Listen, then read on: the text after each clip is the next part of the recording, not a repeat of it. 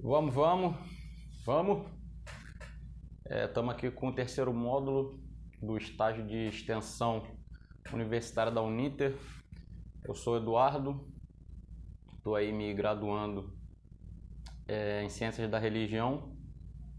Esse aqui é o meu estágio de extensão, estágio híbrido, né? Que foi autorizado aí pelo Ministério da Educação, em virtude da pandemia da Covid. Hoje a internet facilita muito, tanto a parte do lazer, né, da comunicação, das redes sociais, como também na parte do aprendizado, né? E se a gente tem essa ferramenta para poder ajudar no estudo, no aperfeiçoamento, né, na busca pelo conhecimento, por que não utilizá-lo? Então vamos dar continuidade aqui a mais um módulo, lembrando que são 22 módulos ao longo dessa nossa jornada. E a ideia aqui, como eu já falei anteriormente, é a gente quebrar alguns preconceitos e facilitar o entendimento do que vem a ser a Umbanda, tanto pelos praticantes, já que tem muito praticante que ainda não compreende, não entende na plenitude o significado da sua religião e o propósito que ela tem nesse plano material, quanto para o leigo, curioso ou simpatizante, para que ele entenda a mecânica do que acontece ali dentro do terreiro e também para que ele não seja enganado aí por falsos religiosos ou falsos, né, sacerdotes, enfim. A gente vê muita gente ruim fazendo muita besteira aí nos terreiros, né, nos templos religiosos pelo Brasil afora. Beleza? Então, vamos começar aqui.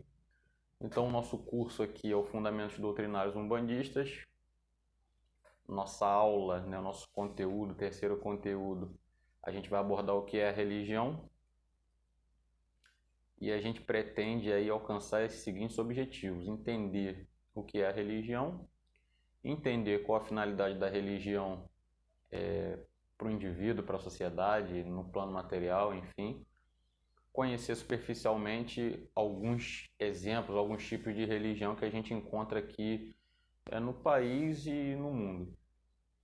Então, para a gente alcançar aqueles objetivos, vamos seguir o seguinte sumário: uma introdução, um desenvolvimento, que a gente vai abordar o que é a religião, qual a finalidade da religião, Umbanda, o que ela é? Ela é religião ou ela é seita? Em muita literatura, principalmente nas mais antigas, a Umbanda ela era abordada como uma espécie de seita, uma modalidade de seita. A gente vai ver ali partindo primeiro de uma tradução do significado do dicionário e depois, né, de uma análise um pouco mais completa. O que é o significado de seita, né? Visão geral de algumas formas religiosas e por que entender o básico de outras religiões e depois uma breve conclusão. Então, mesmo após 110 anos de atividade, ainda existem questionamentos a respeito da Umbanda. Se o pessoal escutar aí uns barulhos de moto, né, de gritaria, porque tá acontecendo um comício aqui de vereador aí na rua aí, tá uma bagunça danada. Então peço desculpas por isso. Mesmo após 110 anos de atividade, ainda existem questionamentos a respeito da Umbanda. Muitos dizem que ela é religião. Algumas correntes afirmam que por não existir uma codificação ou livro sagrado, ela não pode ser encarada como tal. Mas afinal, o que é religião? Quais as características vão determinar se uma manifestação religiosa se enquadra como religião ou como seita? É isso aí que a gente pretende abordar. Então, mais uma vez, eu trago aqui uma definição do dicionário Michaelis, né, sobre o que é religião. Então, o dicionário lá, como eu já falei no outro conteúdo, é muito fácil de você achar. Se eu coloco no Google ali, não tem só o Michaelis, nem tem diversos dicionários, então coloca a palavra ali, muito fácil de encontrar os significados. Então o Michaelis ele traz a seguinte definição do que vem a ser religião. 1. Convicção da existência de um ser superior, ou de forças sobrenaturais que controlam o destino do indivíduo, da natureza, da humanidade, a quem se deve obediência e submissão. Então, a gente analisando o primeiro conteúdo, né, que a gente vê a importância do estudo umbandista, e o segundo conteúdo que a gente viu a visão que a Umbanda tem de Deus, então a gente vai entender que a Umbanda acredita né, tem a convicção na existência de um ser superior, né, ou de forças sobrenaturais, um ser superior, a gente pode colocar o Olorum, Olodumare, Deus, como vocês queiram chamar. As forças sobrenaturais a gente poderia colocar os orixás, que controlam o destino do indivíduo, da natureza e da humanidade, a quem se deve a obediência e submissão. Então, só no primeiro item a gente já viu que a Umbanda ela já se enquadra no que o Michaelis traz para a gente como definição de religião.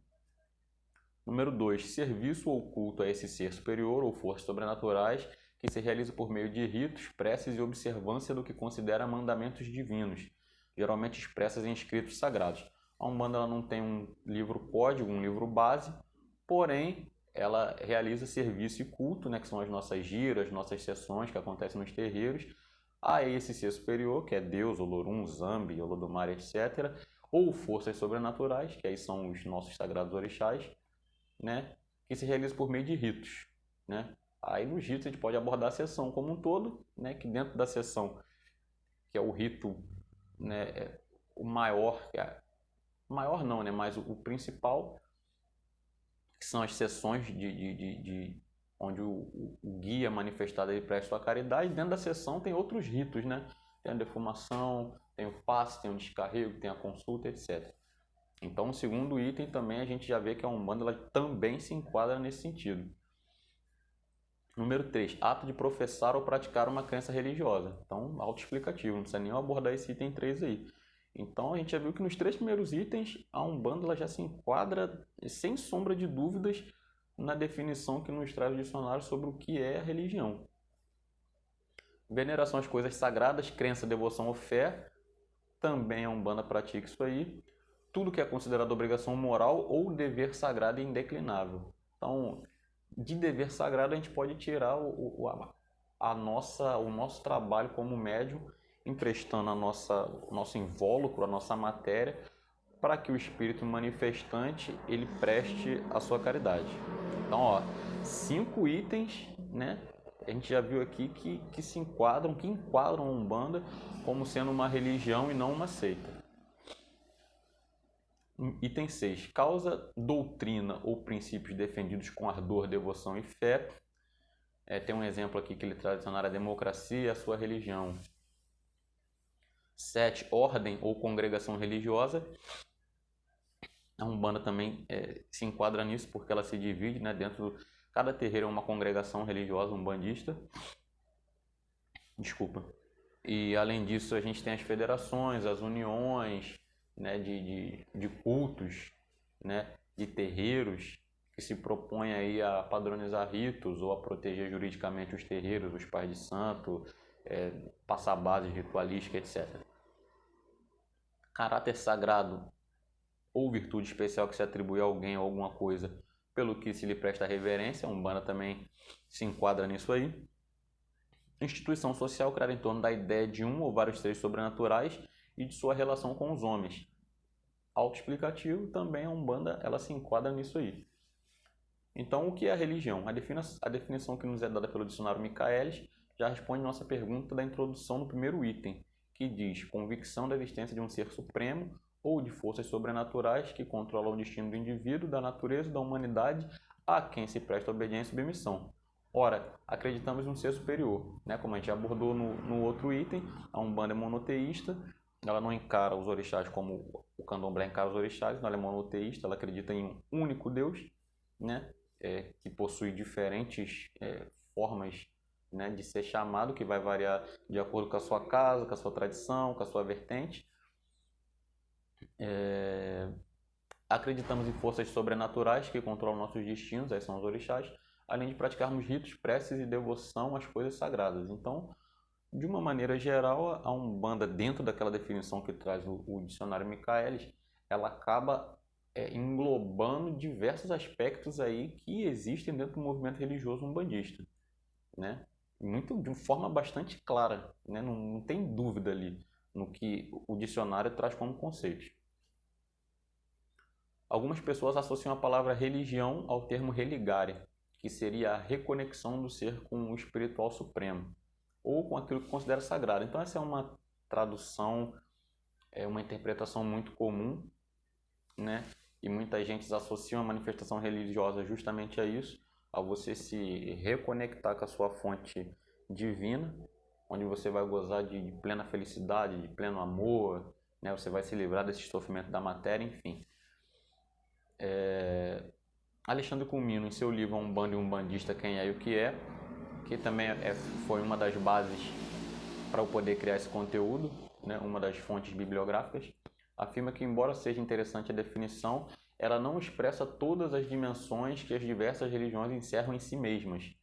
Aí ele traz uma definição aqui de um místico hindu chamado Vivekananda, que ele fala o seguinte: a religião não consiste em doutrinas e dogmas, né? Então ele não acredita nesse sistema de livro-código, de fundamentos doutrinários. Para ele a religião não se encerra nisso.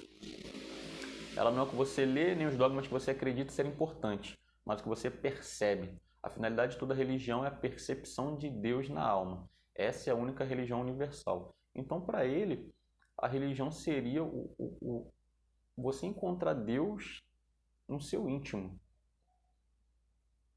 E isso aí transcende as religiões. Até porque algumas manifestações religiosas, elas vão impor a você uma série de padrões comportamentais que você tem que seguir, e você segue algo que muitas das vezes você não está feliz, ou você não se sente à vontade, ou você faz por obrigação. E dentro de uma concepção de que você quer se ligar de corpo e alma à sua fonte, à sua origem divina, quando você faz algo de má vontade, obrigado, eu não acredito que você consiga estabelecer uma conexão energética para se conectar com Deus ou com aquilo que você considera sagrado, já que você está fazendo um troço por obrigação, né? A conexão, a doação, essa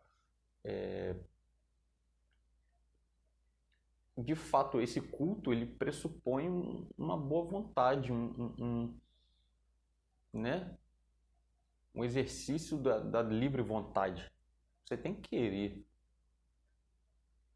Eu não posso te obrigar a gostar de Deus, a se ligar a Deus e crer que você vai estar de fato, mesmo indo contra a sua vontade, a sua natureza íntima, você vai estar se conectando, né? Como eu já tratei nos outros conteúdos, a gente é energia, a gente é movimento.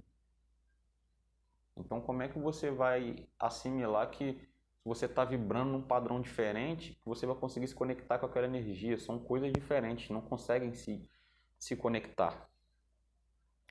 Então, para que você consiga exercer com plenitude o culto a Deus ou aquilo que você considera sagrado, você tem que estar com o seu coração aberto e predisposto a aceitar aquilo que a espiritualidade, o Deus, aquilo que você julga aí superior, possa se aproximar. Essa é uma visão muito importante e muito interessante. E entra muito também naquela situação desses coachings que a gente vê na internet aí, né? Hoje tem coach para tudo. E você vê o camarada, ele fala, parece uma coisa meio clichê, mas é a realidade. Deus, ele não pode atuar na sua vida se você não resolver levantar e agir. Pensamento, né? Ação. Você pensa e você cria. À medida que você transforma o seu pensamento, a sua vontade em projetos, em planos, em ações, a espiritualidade ela vem, né, te abraçando e te proporcionando, na medida do seu merecimento, na medida das possibilidades, caminhos ou situações ou encontro de pessoas que vão fazer com que você consiga concretizar aqueles objetivos que você se propôs. Essa é uma visão. Então, qual que é a finalidade da religião? Como já foi demonstrado, a religião busca a conexão, a ligação com o que é para você sagrado. O destino de todos é a evolução e reconexão com a fonte divina. Para isso se faz necessário que o ser ascenda, que ele cresça, que ele evolua. E aí está a principal finalidade da religião, ajudar o indivíduo no seu autoaperfeiçoamento. Então é importante e é interessante a gente frisar que essa é uma visão aqui espiritualista, tá? Toda abordagem que a gente faz no conteúdo, ela é uma visão espiritualista. Ela vai valer para diversos segmentos religiosos, mas para outros ela é completamente descartável, tá? Então, a ideia é justamente essa. Qualquer religião que esteja te ajudando a ser uma pessoa melhor, e é o que eu sempre abordo nos temas, inclusive eu falei no tema passado ou retrasado, primeiro ser melhor para você, não adianta você ser bom para o externo e tirano em casa. Então qualquer religião que te ajuda a ser melhor para você no primeiro momento é uma religião válida, que te tira dos vícios, te tira dos excessos, te faz visualizar, vislumbrar coisas grandes, produzir coisas grandes. E quando a gente fala em produzir coisas grandes, a gente não está falando de coisas materiais, financeiras, tá? Esse conceito de produção de coisas grandes, ele é relativo. É igual o conceito de sucesso. A gente vive numa sociedade que o sucesso é considerado aquisição de bens materiais. Então, aquele camarada que está com um emprego que ele ganha X reais, aquele camarada que está com um carro, ou aquela mulher que está com um carro que custa X reais não, teve sucesso na vida. Não, o sucesso ele é relativo. Tudo na vida é relativo. O sucesso é relativo também. Para uns, ter uma família estruturada e harmônica, ele logrou sucesso, porque na infância dele ele teve uma família completamente destroçada, né? Agressão física ou verbal entre o pai e a mãe, ele não recebeu o amor do pai e da mãe, ou alguma tragédia aconteceu que a família dele... Então, para ele, o sucesso é ele conseguir ter um cônjuge, ter seus filhos, seus bichos de estimação e viver de uma forma harmônica. Ó, alcancei sucesso. Então, o sucesso é relativo. Uma vez eu estava no meu trabalho entrando numa discussão e o amigo ele usava muito uma frase que é o certo e o errado é o errado. Aí eu entrei numa discussão filosófica com ele. Falei, ó, o certo e o errado é questão de ponto de vista. Ele falou, não, o certo é o certo e o errado é o errado. Falei, não, certo e errado é questão de ótica. Como assim? Por exemplo, você gosta de fazer um churrasco, você gosta de fazer um churrasco, comer uma carne ali mal passada ou no ponto, tomar sua cerveja? Eu gosto. Então, se tu for lá para a Índia matar uma vaca, porra, tu tá cometendo um sacrilégio, porque a vaca é sagrada. Então, tu matar uma vaca lá é errado. Então, certo e errado é questão de perspectiva, de ponto de vista. Certo? Então, não importa qual corrente religiosa seja, se ela está te levando a refletir sobre o seu papel como componente da sociedade, né, atitude simples. Você está com lixo na sua mão, você comer uma bala, comer um biscoito, em vez de você pegar e jogar no chão e ficar lançando aquela velha piadinha lá que está dando emprego pro gari, você pegar aquilo ali e botar no seu bolso, você botar na sua mochila, você já está desempenhando um papel muito importante na tua sociedade. Você não está contribuindo para que a sua cidade ela fique suja, né? Consequentemente aí os bueiros, né, venham entupir, causar enchente. Você é parte, você compõe o sistema social. Então atitudes simples, né, vão definindo esse papel que a gente exerce ou que a gente deveria exercer na sociedade. Se ela está te levando a olhar com empatia o seu próximo, se ela está te levando a uma postura de amor ao seu próximo, muitas das vezes a gente julga, eu também, eu sou falho, cheio de erro. Não me coloco aqui como autor dando aqui uma palestra e me coloco como um ser iluminado. Não, sou cheio de erro. Sou, né? Muitas coisas eu tenho para melhorar ainda. Então o que acontece é que muitas das vezes a gente menospreza o problema do outro, né? Trazendo essa questão que a gente abordou agora da empatia. E não existe probleminha e problemão. Problema é problema, pô. Problema é problema. Ah, isso é um problema pequeno, isso é um problema... Não, problema é problema. E cada um vai lidar com seus problemas de acordo com a sua capacidade de gerir problemas. E cada um vai conquistar um nível de gestão de problemas conforme a sua trajetória de vida, conforme as suas experiências, as suas amizades, o seu nível intelectual. Então, todos somos diferentes e vamos lidar com os problemas de forma diferente. Então, para você que é desprendido de relacionamento, se você terminar um relacionamento, para você vai ali, acabou, já era. Agora, para outras, isso é o fim do mundo. Porque talvez ela, na infância, ela tenha, os pais tenham se separado e ele e ela tenham se traumatizado com isso e não sabem lidar com a perda. Talvez a pessoa tenha um problema psicológico, psiquiátrico e não consiga trabalhar bem questões de perda, não só de relacionamentos, também como de amizade, de oportunidade. Então, problema é problema. Então, essa parte da empatia aqui é justamente isso, né? Entre outras coisas, não só problema, né? Mas foi um exemplo. Aí sim você estará, né? A religião estará cumprindo seu papel, independente dos ritos, liturgia que ela apresenta. Então, na Umbanda a gente vê diversos ritos, manifestações e formas de cultuar o orixá. E muitas das vezes a pessoa é criticada. Ah, esse orixá não é da Umbanda, é do Candomblé. Ah, esse orixá não cultua assim, cultua assado. Ah, esse orixá não existe. Não sei... Gente, a pessoa cultua os santos orixás que ela quer cultuar. Ela está ajudando um monte de gente, a pessoa. A vida dela está próspera, ela está feliz, ela tem um relacionamento, ela tem um trabalho, ela tem condições de se manter tranquilamente financeiramente. Por que você está se importando com isso? Essa forma, essa vertente religiosa está funcionando para ela, então para você talvez não funcionasse, vida que segue. Entendeu? É esse tipo de mentalidade que a gente tem que cultivar. E aí, Umbanda ela é religião ou ela é uma seita?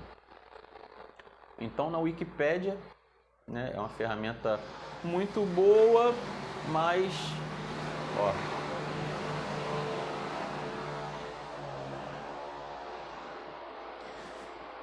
é uma ferramenta muito boa a Wikipédia, mas a gente tem que lembrar sempre que a Wikipédia ela é editável, né? Ela é editável. Eu posso pegar um conteúdo da Wikipédia lá e escrever o que eu quiser, que talvez não corresponda à realidade dos fatos. Claro que, acredito eu pelo menos, que existe uma equipe que cheque para ver se não estão escrevendo, né, coisas absurdas, mas tem que ser lida com cuidado. Então lá na Wikipédia está lá, definição de seita, vem do latim secta, que significa seccionar, dividir, sectar. De forma geral, é um conceito complexo utilizado para grupos que professem doutrina, ideologia, sistema filosófico, religioso ou político divergentes da correspondente doutrina ou sistemas dominantes. O termo seita é usado amplamente e é aplicado a grupos que seguem um líder vivo que promove doutrinas e práticas novas e não ortodoxas. Na prática, o que significa isso? Você tem um sistema dominante ou uma religião dominante, surge um grupo que não concorda com aquele sistema dominante e ele tem adeptos, tem seguidores, tem pessoas que também dentro desse grupo central não concordam, então ele se separa e começa a praticar isso aqui da forma como ele acredita ser certo, né? Em linhas gerais e bem rasas, é isso aí. A definição da seita encontrada no dicionário Aurélio, agora não mais Michaelis ou Aurélio, é a seguinte: opinião seguida por um grupo numeroso que se destaca de um corpo de doutrina principal, grupo que segue uma doutrina que deriva ou diverge de uma religião, grupo organizado que tem ideias ou causas em comum, grupo organizado de caráter fechado. Aí já vem outras que não se enquadrariam aí no objetivo que a gente está se propondo. Ferro que se adapta ao timão do arado adiante da relha para facilitar a lavra e cortar as raízes. e céspide ou leiva, que o ferro do vessadouro levanta e deita aos lados. Então esses dois últimos aí eu coloquei para fins de conhecimento, mas apaga. Né? Então o conceito básico de seita está relacionado a um grupo que pertencia a uma determinada doutrina ou religião, sistema filosófico, sociológico, etc. E por discordância de algum ponto se separaram e seguiram seu caminho, fundando outra corrente religiosa e ou ideológica. Não é o caso da Umbanda. Por que não é o caso da Umbanda? Porque a Umbanda não se separou de nada, porque a Umbanda não existia antes de Zé de Moraes. E a gente vai ver isso mais para frente. Ela não se separou, se dividiu ou surgiu a partir de outro sistema religioso. A forma como a Umbanda ela foi constituída, criada, apresentada para a sociedade, ela não existia. Um elemento manifestado ou manifesto não caracteriza uma religião. Manifestação mediúnica existe desde que o mundo é mundo. Então não é porque o preto velho baixava nas macumbas cariocas, macumbas paulistas, batuque do Rio Grande do Sul ou na cabula, que aquilo ali era umbanda. Ou uma pré-umbanda. Não. São coisas diferentes. Então não é o caso da Umbanda. Apesar da religião umbandista possuir alguns aspectos e ritos que vêm do candomblé, a Umbanda não surgiu a partir dele. Então o conceito que a gente adota é o sistema de matrizes. Matrizes constituintes. Então a Umbanda ela é alicerçada em... A gente tem mais, mas a gente trabalha em 3 matrizes principais. Que é a matriz católica... 4 matrizes principais. É a matriz católica, que a gente vê os santos católicos, a gente vê o batismo, a gente vê as orações, a vela. Então, católico. Matriz indígena, que a gente vê a apresentação da forma do caboclo, a gente vê o uso das ervas, a gente vê o uso do fumo.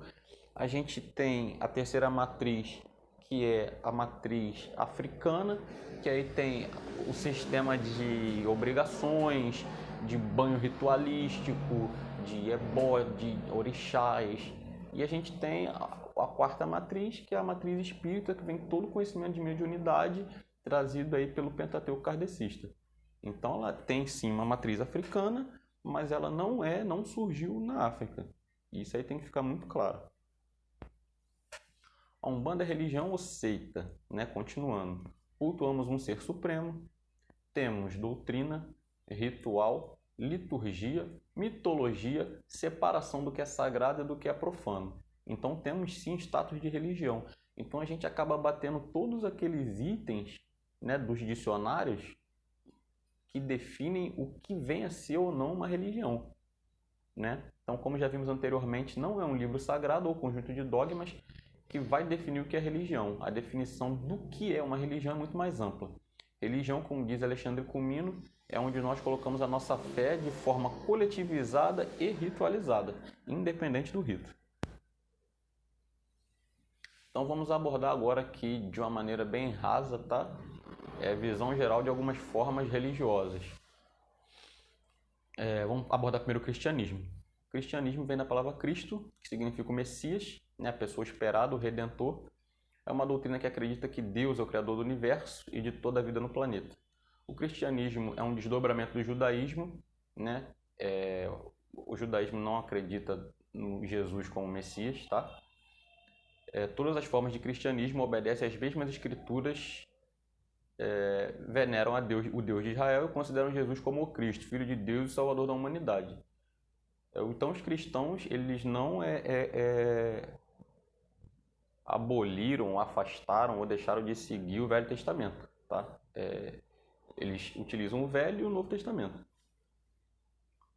O cristianismo tem na Bíblia o livro sagrado dos cristãos e na igreja o local de pregação dos ensinos de Cristo, através dos seus sacerdotes. As principais religiões ligadas ao cristianismo são a católica, ortodoxa e a protestante. Então, o catolicismo. O catolicismo é a religião dos cristãos, uma vertente do cristianismo, formada pela Igreja Católica Apostólica Romana, que tem seu centro no Vaticano e reconhece a autoridade suprema do Papa. O catolicismo é uma doutrina que, além de Jesus, enfatiza o culto à Virgem Maria, aos anjos e diversos santos. A religião católica tem a Bíblia como seu livro sagrado e, através dele, transmite os ensinamentos do Evangelho de Cristo. O crucifixo é o símbolo maior do catolicismo, pois simboliza a cruz na qual Jesus Cristo faleceu, morreu, né? Foi morto. Acredita na preparação dos fiéis para a salvação de sua alma, que após a morte subirá ao paraíso, onde gozará de descanso eterno. Alguns, todos não, hein? Religião ortodoxa. A religião ortodoxa é uma doutrina que teve sua origem no cristianismo, com a divisão da Igreja Católica em Católica do Ocidente e Ortodoxa do Oriente. A ortodoxa é, portanto, um ramo da Igreja Católica com pequenas diferenças em seus dogmas. Ela se define como a correta e verdadeira Igreja criada por Jesus Cristo e que se manteve fiel à verdade transmitida desde os apóstolos até os dias de hoje. A Igreja Ortodoxa é formada por várias igrejas autônomas e patriarcados autocéfalos, onde a autoridade suprema é uma junta governante, o Santo Sínodo Ecumênico. Então, é uma junta e não um líder supremo, né, como a Igreja Católica, onde a unidade tem origem na doutrina, na fé, nos cultos e nos sacramentos. Protestantismo. O protestantismo é uma religião que adotou as doutrinas desenvolvidas na Europa no século XVI, como resultado dos movimentos para reformar a Igreja Católica da época.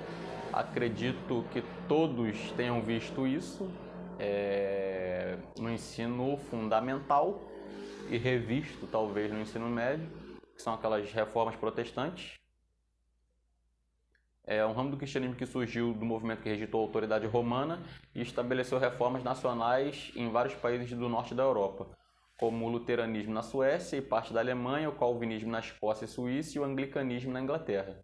Protestantes seriam então aquelas igrejas que têm sua origem na Reforma, que, apesar de surgirem posteriormente, obedecem aos princípios gerais do movimento reformista. Pentecostes, o pentecostalismo. O pentecostalismo é um movimento de renovação dentro do cristianismo que dá ênfase especial numa experiência direta e pessoal de Deus através do batismo no Espírito Santo. Por isso que a gente vê muito aí o pessoal das igrejas ditas evangélicas, né, cultuando muito o batismo e mostrando muito o batismo. O termo pentecostal é derivado de Pentecostes, é um termo grego que descreve a festa judaica das semanas.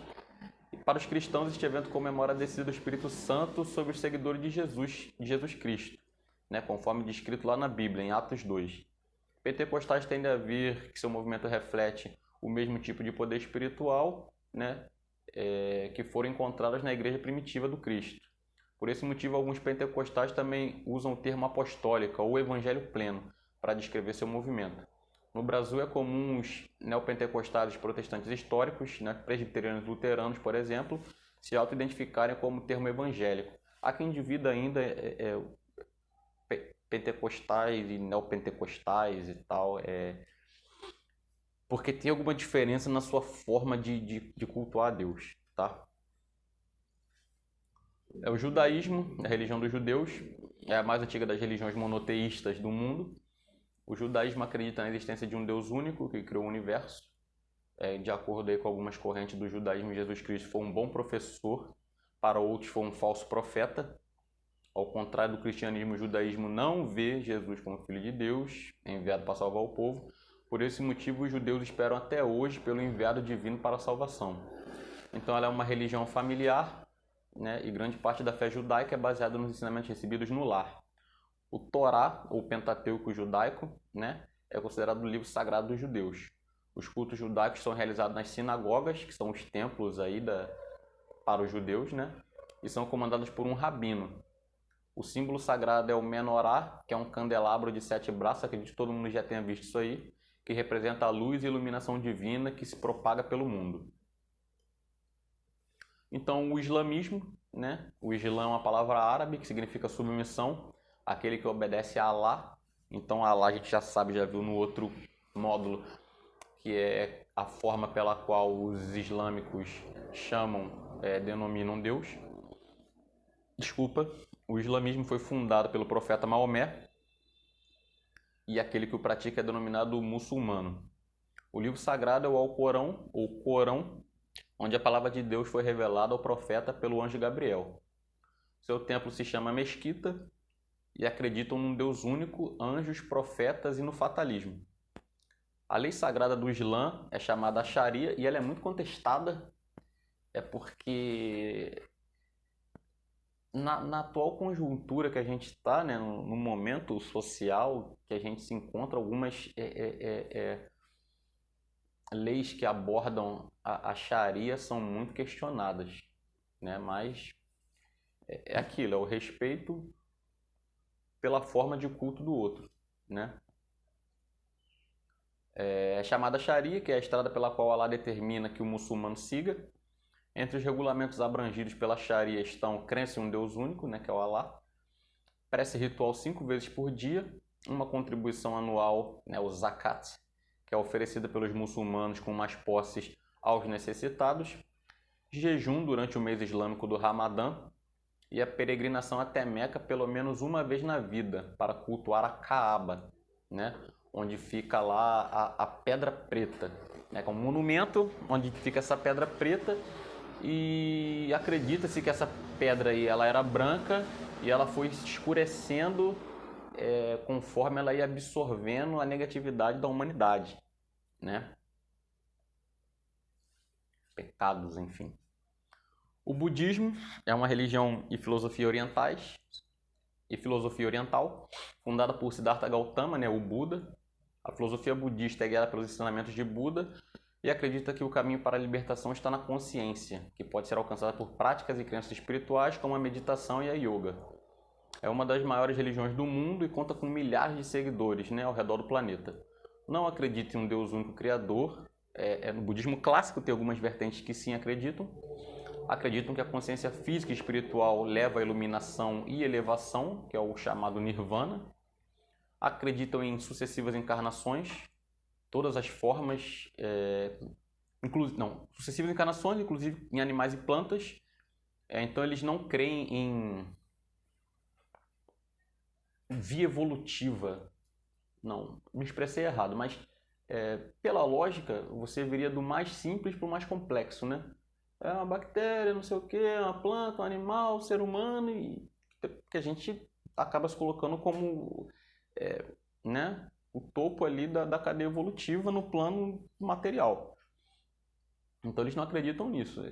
Você pode agora encarnar como um ser humano, num determinado momento você pode encarnar como um animal ou como uma planta, e por esse motivo eles acreditam que você tem que respeitar todas as formas de vida, animal, vegetal, etc. Porque em algum momento do samsara, né, da roda das encarnações, pode ser você naquela forma. Tem como base que é conhecido como 3 joias, né? O Buda, o Iluminado, o Dharma, a lei suprema, e o Sangha, que é o grupo de discípulos formados pelo budismo.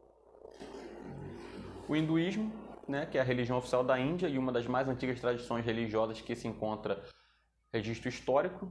Terceira maior religião do mundo, perdendo em número de seguidores para o cristianismo e o islamismo.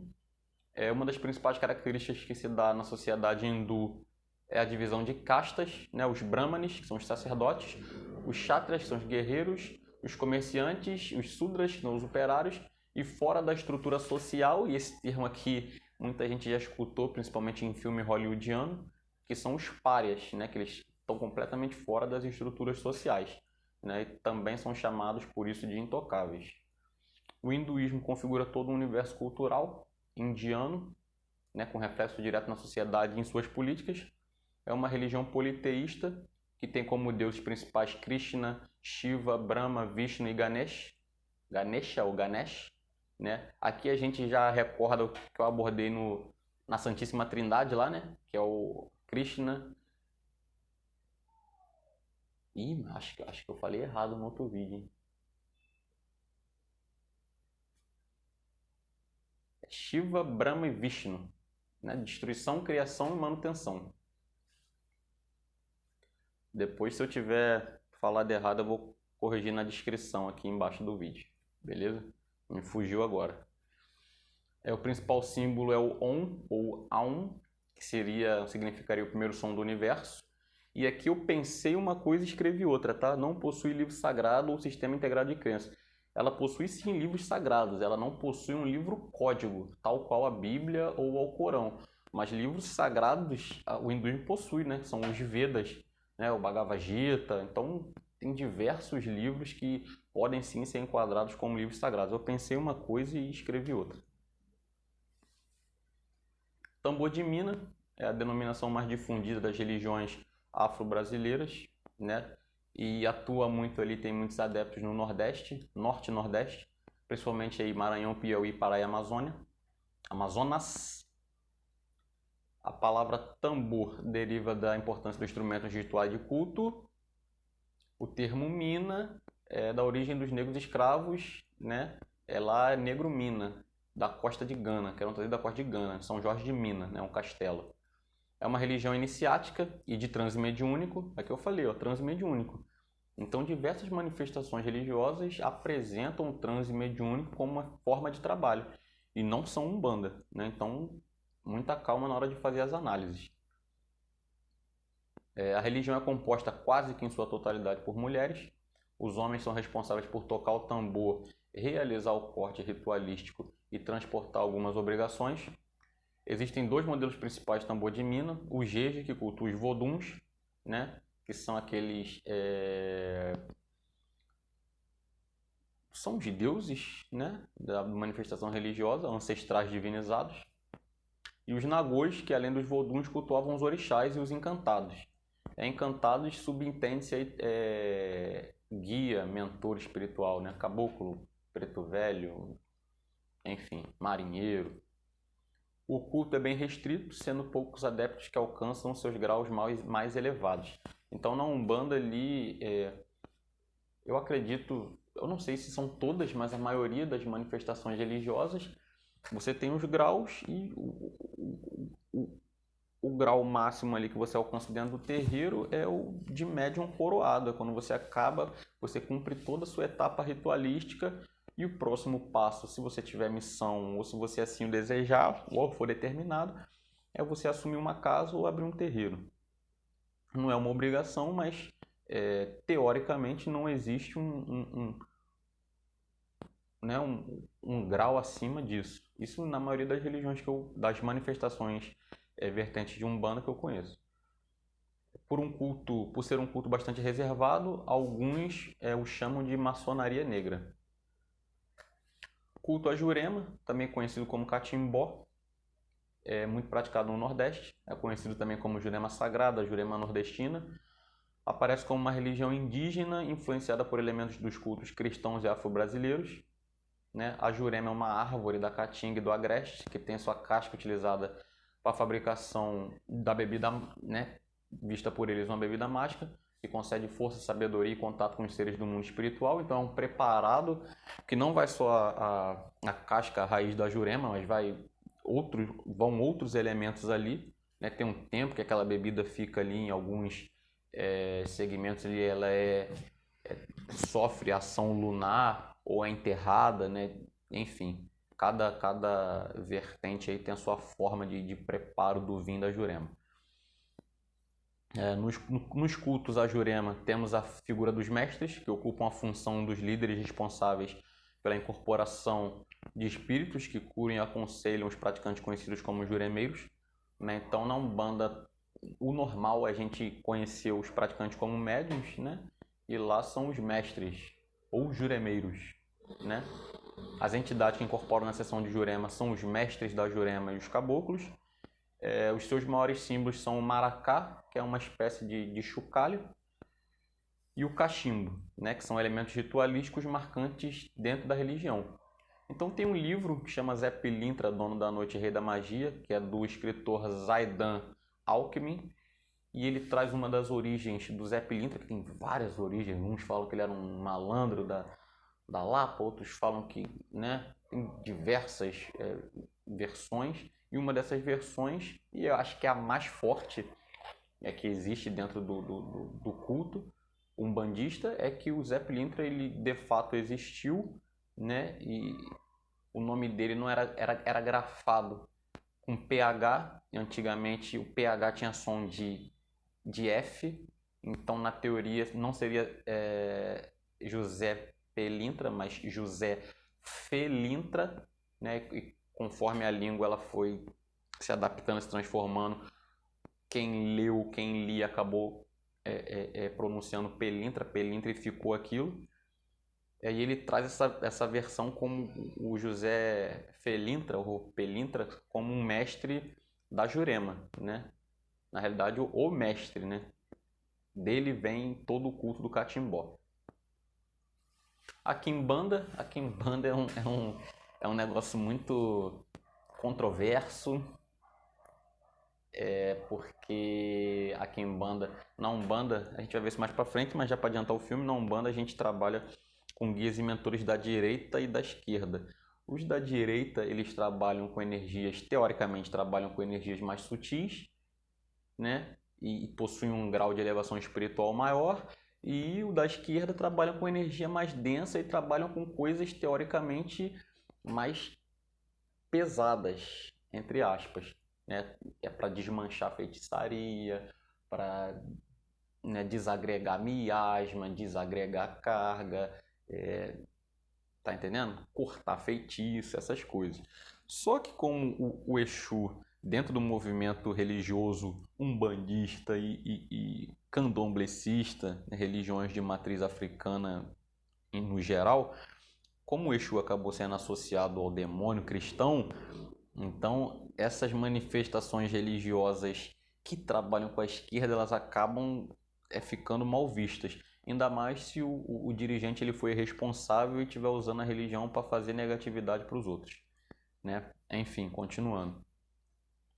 Religião que trabalha de uma forma parecida com a Umbanda, entretanto, somente com a linha da esquerda, né? Que seria Exu, Pombagira, Exus Mirins e alguns segmentos de malandro, cigano, caboclo ou preto velho quimbandeiro. Ele se apresenta como fulano de tal quimbandeiro.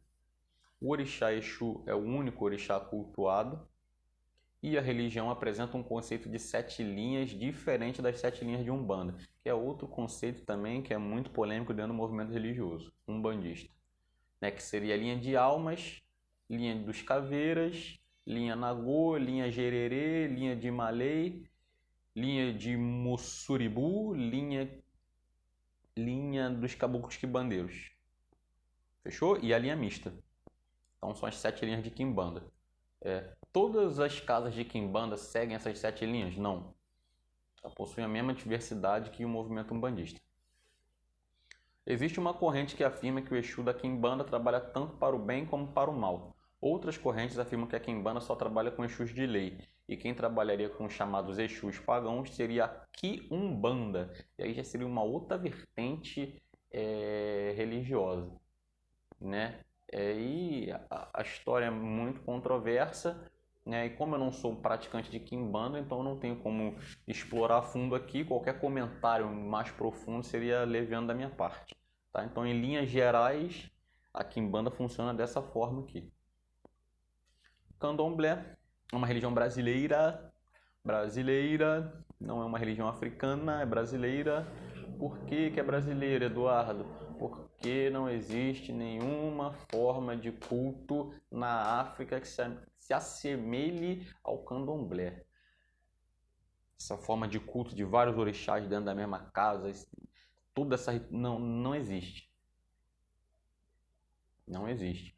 Candomblé sim tem matriz africana, incorporou diversos elementos de matriz africana, mas os seus ritos e cultos tiveram que ser adaptados, porque a comida que era feita por orixá na África não tinha aqui. A folha que era usada para o banho ou para o ebó do orixá na África não tinha aqui. Então os escravos aprenderam muito com os indígenas e eles acabaram adaptando seu culto. Tem elementos africanos, tem a matriz africana, mas a forma de culto tal qual vemos hoje nos barracões, nos ilês, é brasileira. Ah, Eduardo, eu não concordo. Cada um tem a sua forma de interpretar aí a religião. O termo é uma junção de candombe, né, dança com atabaques, e com ilê, casa. E teria uma tradução, né, a grosso modo, de casa de dança com atabaques.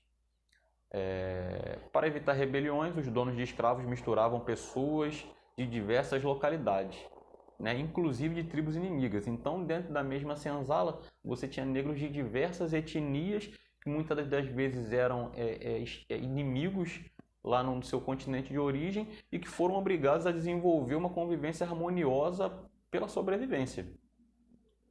E nesse momento também começaram aí o sincretismo. O primeiro sincretismo não foi do orixá ou da matriz africana com o catolicismo, foi da matriz africana com a matriz africana, porque eles começaram a comparar os seus deuses, né, e cultuar de forma centralizada. Ah, o meu Deus aqui, ele chama assim do trovão e tal. Oh, o meu é Xangô e cultua o trovão também. Então vamos sincretizar e cultuar junto, para que a nossa crença consiga sobreviver, senão a gente vai ser dizimado. Então o primeiro sincretismo foi entre os próprios cultos, né, de origem africana.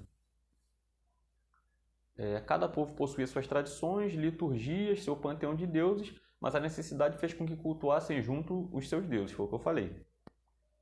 Com o tempo e evolução do culto, acabaram se dividindo em nações do candomblé.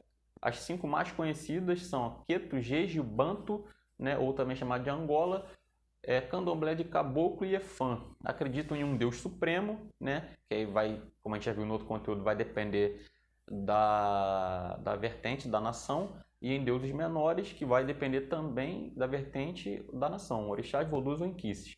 Não existe trabalho com os guias ou mentores espirituais, não existe trabalho com mentores ou guias espirituais.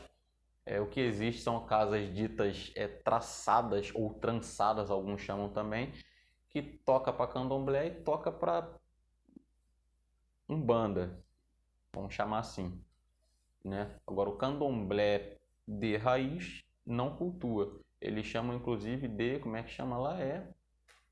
Catiço. Chama de catiço, chama de...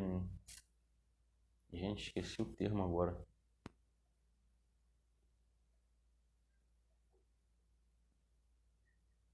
Esqueci, mas vou lembrar. Se eu não lembrar até o final do vídeo, eu coloco aqui no Egum. Não cultua Egum, né? Então, se você vê alguma casa de candomblé que está tendo manifestação do caboclo, preto velho, ela é uma casa mista, entre aspas, né? Traçada ou trançada. Essa foi uma visão muito superficial.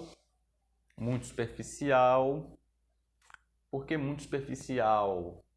Porque eu acredito que quem tem propriedade para falar de fato sobre a religião é aquele que está inserido naquele universo religioso específico. O que a gente lê na internet, o que a gente vê de vídeo, dá para proporcionar uma visão geral da coisa para a gente. Mas quem sabe de fato ali é quem tá dentro da sinagoga, quem lê as escrituras, quem convive, quem está dentro do barracão, quem faz... É o pessoal daquele ambiente religioso em particular. Lembrando que deve existir sempre uma avaliação criteriosa daquilo que você lê ou assiste. Sejamos filtro, né? Ou sejamos filtro e não esponja. Isso aqui é com relação aos... Quando você for pesquisar a respeito de religiões na internet, você vai encontrar palestrantes, youtubers e sacerdotes com diversas linhas de pensamento, do mais paz e amor até o mais radical. Então você tem que analisar, ler tudo de uma maneira muito criteriosa, né? Quando você se propõe a conhecer algo, você tem que abrir o seu coração, mas você não pode pegar tudo que você escuta e tomar como verdade. Você tem que pegar aquilo ali, escutar outras opiniões, processar e construir a sua verdade. Por que entender o básico de outras religiões? Por que você passou esse monte de religião aí se você é um bandista e o foco é Umbanda? Estudar as características das religiões, aquilo que elas têm de igual às suas diferenças, é uma maneira de derrubar muros e aproximar pessoas. É uma maneira de afastar preconceitos e inverdades sobre as religiões. Então, quando você não conhece, você tende a criar pré-julgamentos.